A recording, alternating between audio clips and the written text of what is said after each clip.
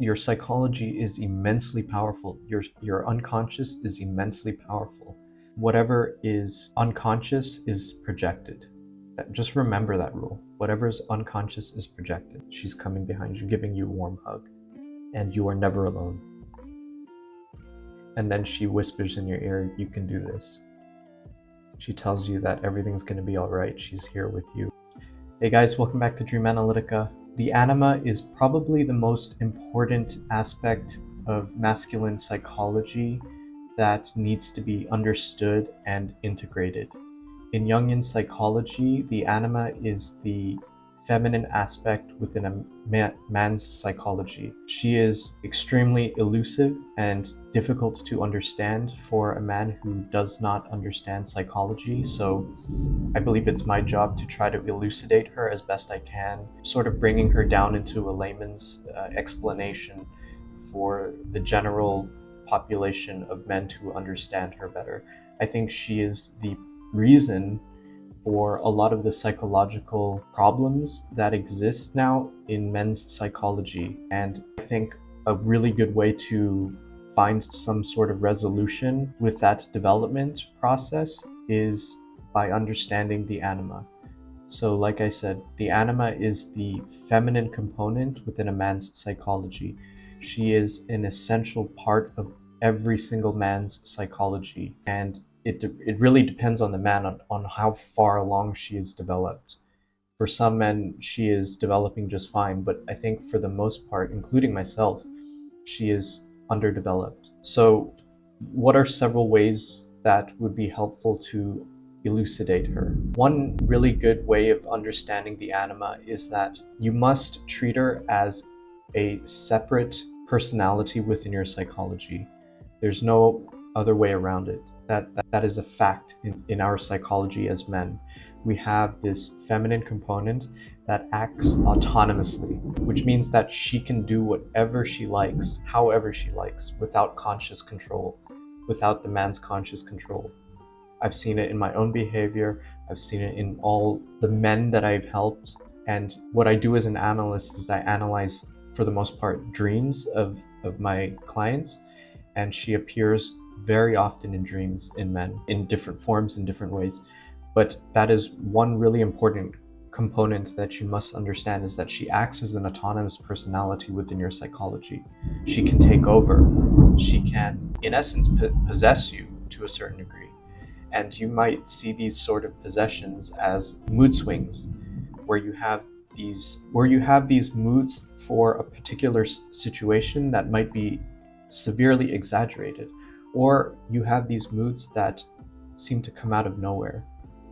And that one really good way of understanding that is, if a man represses his femininity, just think of what it would be like if you were to lock a woman in behind closed doors. She's going to get pissed, she's going to get angry. So that's what your internal feminine is doing. And you see how I'm really trying to personify her? It's a really good way of understanding that this psychological component is a factual reality as a separate entity from your ego. The ego is you, I. When you say I, that is your ego. So if you understand her as a separate component, you'll understand, and you'll start treating her as an actual human being within yourself, almost like a human being, an eternal human being. That's really important, and when we go deeper into this, you'll understand why. But if you were to lock that person in behind closed doors, she's going to get pissed. She's going to try to knock the door down. And that's exactly what happens, psychologically speaking, if you repress your femininity, your feelings. Another good way of understanding the anima is in its Latin definition, which is soul. So anima is just another word which Carl Jung discovered and termed soul as the feminine component, or the eros principle in man's psychology, which really lies in the unconscious. So men, we normally operate with logos, or the thinking aspect, the rational aspect, and so then our unconscious would be the eros principle.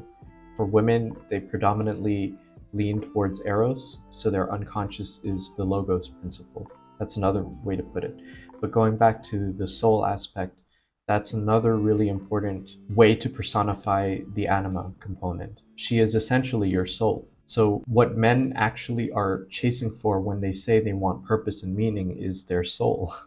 She is the personified manifestation, psychological manifestation of that purpose and meaning, that soul, which is why men feel completely hopeless if they are single and searching for a woman or a partner. They're effectively searching for their soul out there. And so what happens a lot of the times, which explains a lot, is when a woman breaks up with a man, honestly feels like he's died, a part of him has died.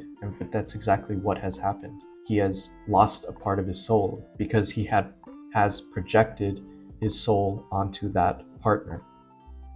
And men can do this not just with women, they can do it with objects too. Men can place their soul onto objects like cars, ships. We name ships, we call ships she, like we sort of personify these objects. Men personify these objects and call them she. And that's very interesting to understand. This is where a lot of the obsession with cars comes from men. They embed their soul onto that object. It's really like that. But unfortunately, the object is inanimate, so it doesn't love him back. And so once he does get that thing, it might feel empty inside still. I mean, this is extremely powerful information if you understand to a certain degree the definition of what the anima is. What does this all mean? So how do you elucidate her? One really important tool in Jungian psychology to help elucidate the anima is by looking at the individual's dreams. The dreams are so powerful because they show you your unconscious aspects. And since the anima is an unconscious aspect, and this is also very important to understand in psychology in general, for everyone, whatever is unconscious is projected. So for the majority of men, because we are unconscious of our feeling aspect, our soul, our eros principle, our sense of relatedness to things and people, because she is unconscious, we project her. Hence the projection onto other women, onto objects like cars or ships. What you're effectively doing is your projection is sort of like you're shooting something out of yourself. So what you're effectively doing when you project something outward is, if you're referring to the anima, you could say you're projecting your soul outward. So you're in a way losing a part of yourself because you're throwing it out there. The same goes for projection of the shadow. Instead of integrating the shadow and you project it out there, it sort of divides you. You're throwing a piece of yourself out there and it makes you less whole. That's the same thing with the anima. The reason men feel so hopelessly incomplete or meaningless is because they've been throwing their anima out there into the material world, onto outer objects, onto outer women. It's probably one of the main causes of that emptiness is when you're unconscious and you project something, particularly speaking of the anima here. The anima is an ideal form. It's an ideal image, an ideal symbol. So every man in them has an ideal image of the perfect woman. Hence why we fall in love with like celebrities and stars and models, because their image superimposes with our ideal image of the perfect woman. Marilyn Monroe is a really good example of that. In current pop culture, just look at your favorite female stars. You'll understand, like, you have this obsessive fascination with that particular woman, and that the reason that is because you projected your soul, your ideal feminine figure, onto her. What men fail to understand, because it's an unconscious projection, is that the real person and the image are not the same thing. So when you actually meet them in person and you realize they're a whole separate personality, they have all these quirks and kinks and imperfections, the image is shattered. So long as she maintains that image of idealism or perfection, the superimposition lasts and the man is in a state of illusion at that point. So he's not really in love with the actual person. He's in love with the image of that person that effectively his own psychology created. So you could say that the woman has captured his anima, and we use that in Jungian psychology.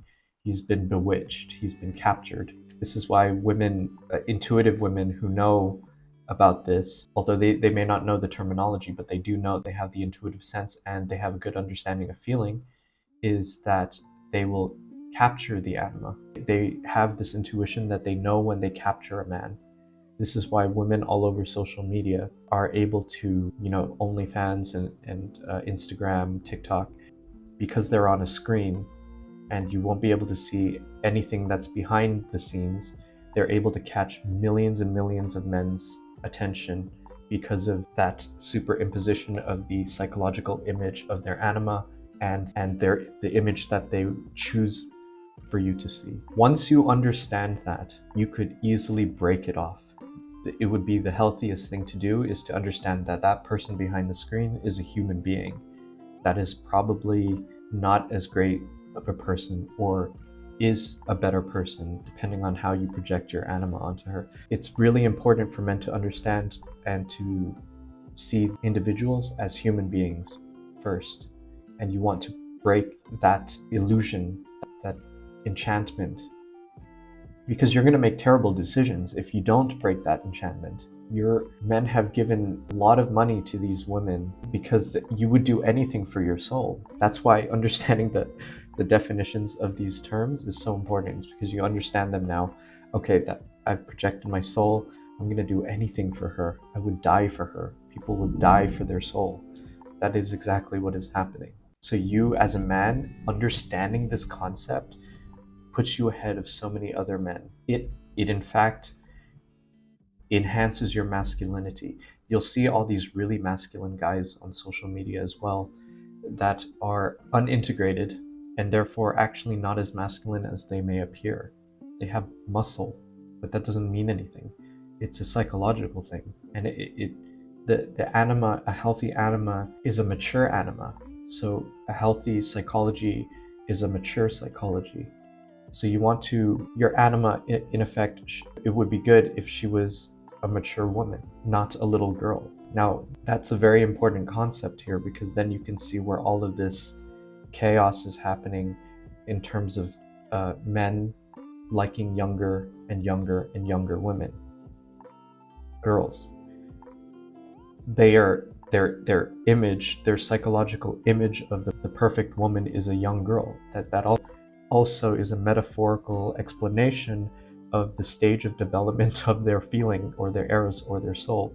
It's a young little girl. It's not matured. And in Jungian psychology, we have 4 stages of development for the anima.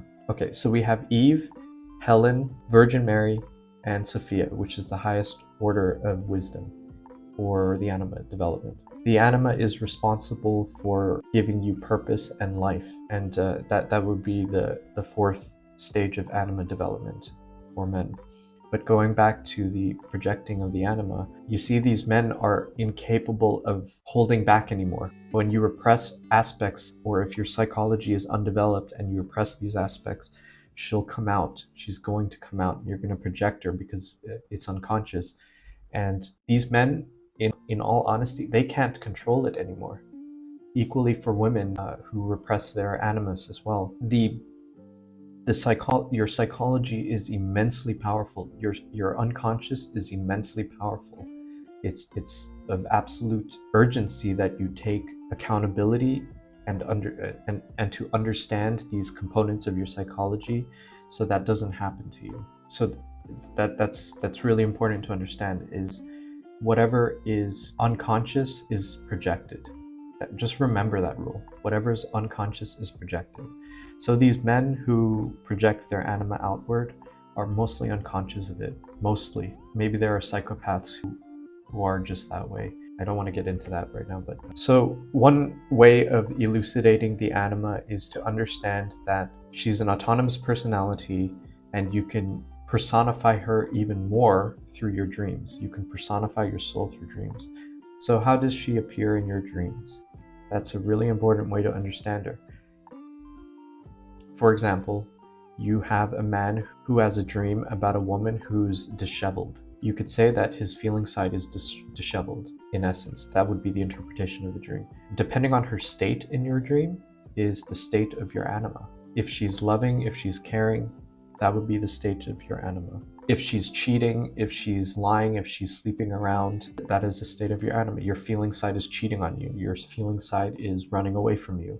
Your feeling side is scared of you. Your feeling side is abusive towards you. Your soul is abusive towards you. The way you see her in the dream is a metaphorical representation of that aspect of your psychology or your soul. And it really does help to kind of separate her as an entity that can operate independently of you, which means that in order to build a really healthy relationship with her, you have to treat her like an entirely separate woman within yourself, which actually ultimately means that you are building a healthy relationship with yourself. So just as you would treat a woman with respect, dignity, to be able to understand, to be able to listen, that's what you should be doing with yourself. So if your feeling side, your soul is trying to speak to you, particularly through dreams, and let's say she's trying to express herself in your dream, and you are an arrogant prick, and you shut her off, you're doing that to yourself. You're being an arrogant prick to yourself. So guess what's going to happen? And you see these men all the time. They're arrogant pricks. In reality, they have these moods that come out of nowhere. They're extremely sensitive. They're extremely narcissistic, that the anima has taken over. That's not necessarily healthy, and we notice these men all over the place. There's another really important aspect in its negative manifestation of the anima as well, is in Jungian psychology, we also call her femme fatale. Femme fatale means like the death woman, the deadly woman. She can take life. She can take your life. And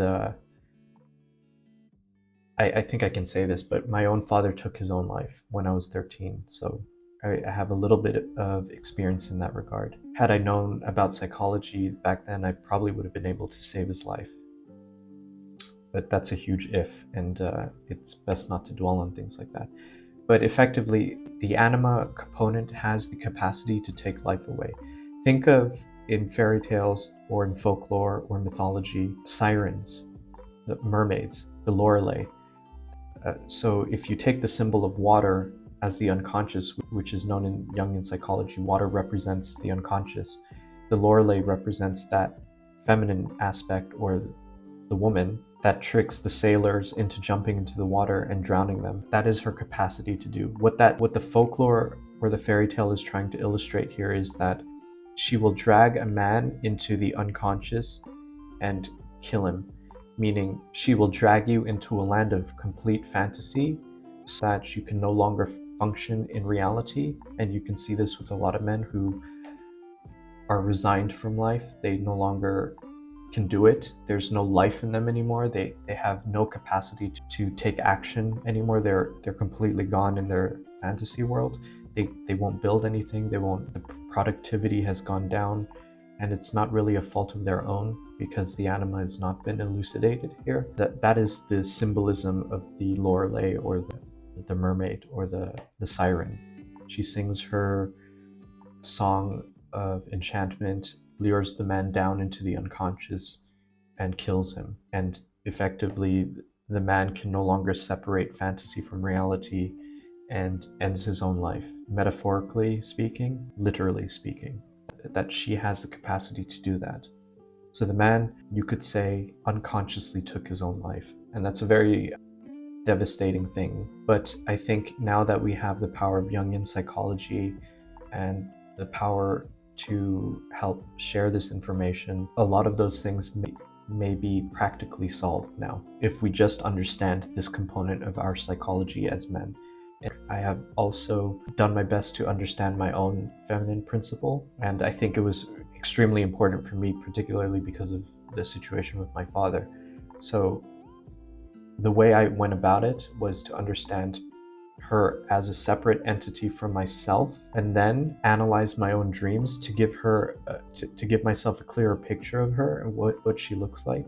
It's really it's really cool. You really start to feel really good. I can't tell you, like my clients can tell you too. The feeling is indescribable. It's like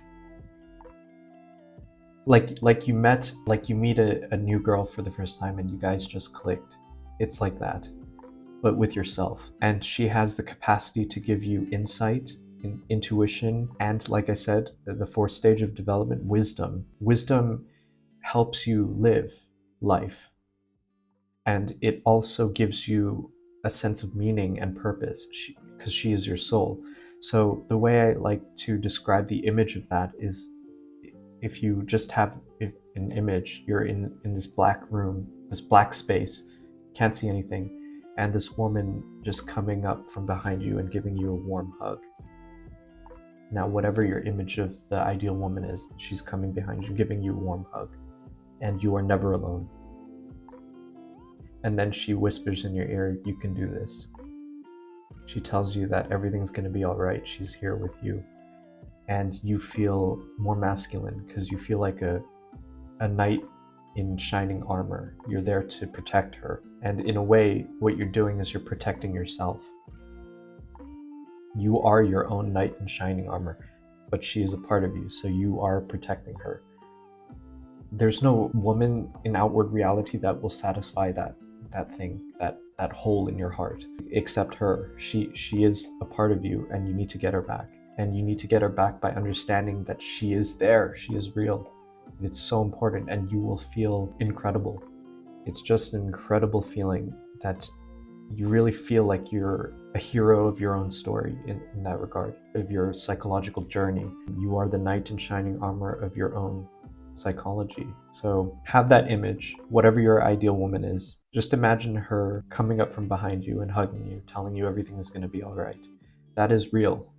Whatever happens psychologically is a reality. That is a fact in Jungian psychology. That is what Jung discovered.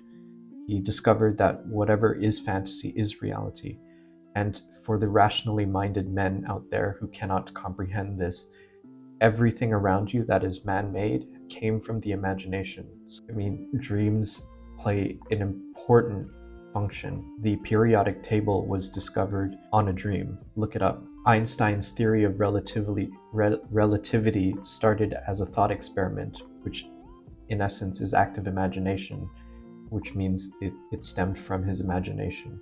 So that is just how powerful this is. And once you understand that, it will give you a whole new meaning in your life. And I'm trying to help you get back your soul so that you can feel whole again. And if you do have any questions, feel free to ask. So let's go back to dreams, because this whole psychological thing is really centered around dreams. That's something that's counterintuitive, but it's true. In Jungian psychology, it is all centered around dreams, really.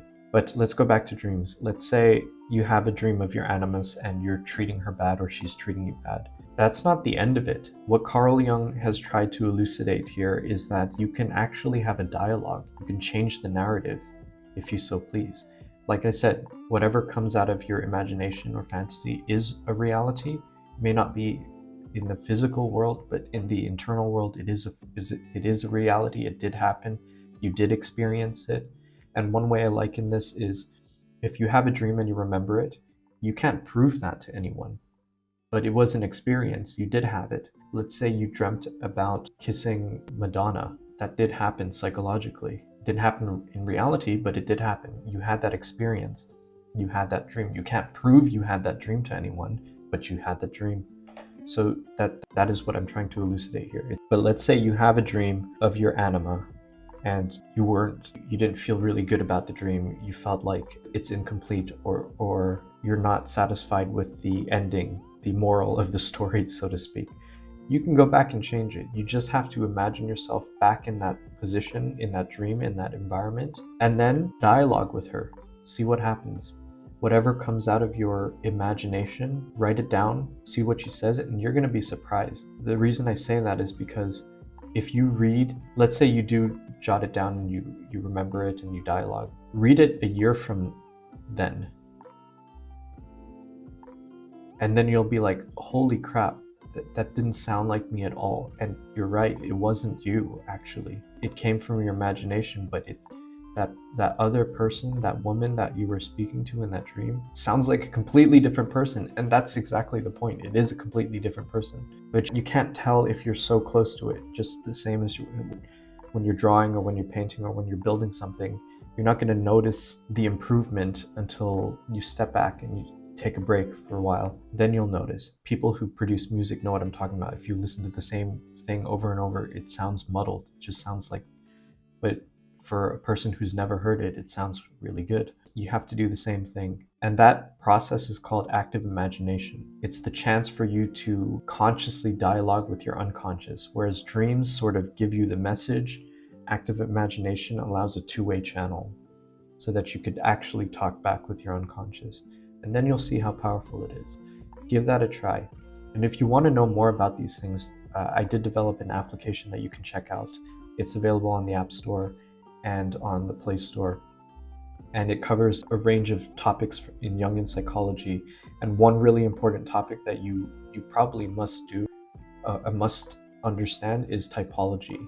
That will help you build relationships like on another level. You become a completely new human being if you understand typology. You don't have to use the app. You can go to 16 personalities and go down that rabbit hole, because the MBTI is just the surface. Once you go down a deeper level, you'll understand cognitive functions. And then once you understand cognitive functions, you can start to read people. In essence, you can start to read their mind in a way and how they like to perceive the world. And that will help you, especially if you're a man who has trouble understanding or socializing. This acts as like your net to fall back on, to say like, okay, we didn't get along. I had this bad experience with this woman because we were just completely different personality types. It's no longer a generalization of all women are like that. It becomes an interaction between two human beings with completely different personalities that either worked or didn't work. Like a sensation type probably would have a more difficult time in the beginning getting along with an intuitive type, naturally, because the sensation type enjoys spending time in tangible reality, whereas the intuitive type enjoys spending more time in the future, in possibilities. So there'll be a clash. And then you can see how your conversation goes if you're on a date with another person, on whether or not you guys would click long term. That's so helpful to me. Like, then you stop generalizing like all women are like this, all women are materialistic or gold diggers or whatever. No, it's just their personality, that particular person's personality. There are some generalizations like introverted and extroverted. Extroverts tend to enjoy spending more time with people. Introverts tend to spend time with themselves. That's a generalization for a group, but then you break it down into the cognitive functions. Then just opens up a whole new world of understanding, and that will help you. And this all boils down to Jungian psychology, which is so powerful. So go check that out. I know I was digressing. Go ahead and check that out if you're interested. It's available on the App Store and Play Store. Thank you so much for watching, and if you did find this helpful, please subscribe, I guess, and leave a comment if you are curious. If you want to have a better understanding of your anima, feel free to ask. You can reach out to me on my website as well. You can also leave your dreams on my website, and I'll try to interpret them for you on there and get back to you, depending on whether you like it privately or publicly. It's up to you. And yeah, so thank you so much for watching.